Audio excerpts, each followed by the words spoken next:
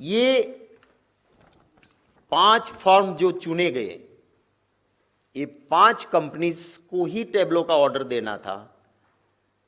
ये 5 के मेरे सवाल अब ये है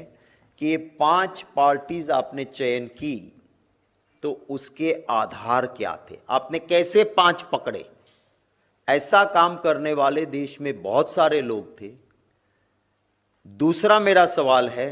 कि आपने ये सारा गफला करने के लिए वर्ड यूज किया है पैसिटी ऑफ टाइम, माने हमारे पास वक्त की पाबंदी थी तो हम टेंडर नहीं मंगवा रहे हैं और सीधा ये 5 नाम तय करते हैं। तो मेरा ये सवाल है कि पैसिटी ऑफ टाइम कैसे हो सकता है, क्योंकि ये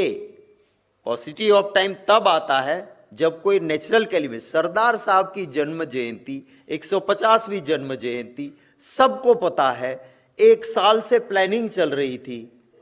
तो 1 साल में आप टेंडर नहीं मंगवा सकते थे। तीसरा मेरा सवाल है कि इसमें से एक तो पति पत्नी है, तो आपको फेयर डीलिंग करना था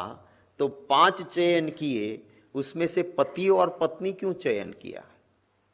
मेरा चौथा सवाल है कि देश में टैब्लो के लिए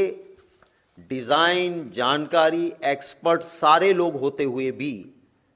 एक इंसान जो क्लास 3 में भर्ती हुए थे और इंफॉर्मेशन डिपार्टमेंट के सरकारी नौकर रहे,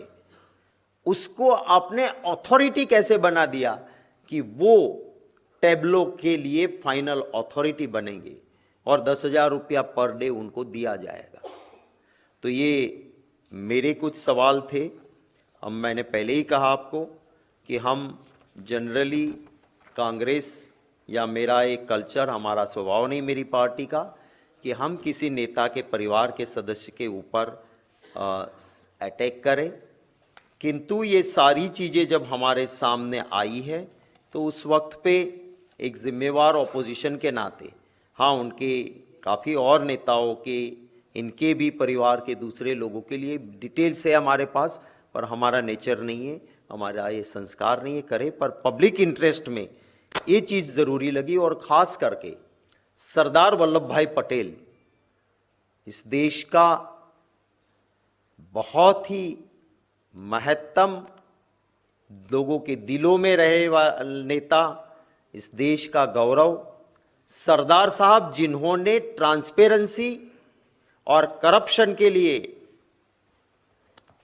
इतना एक बेहतरीन अपना इमेज बनाया कि महात्मा गांधी जी ने भी कहा था कि कोई भी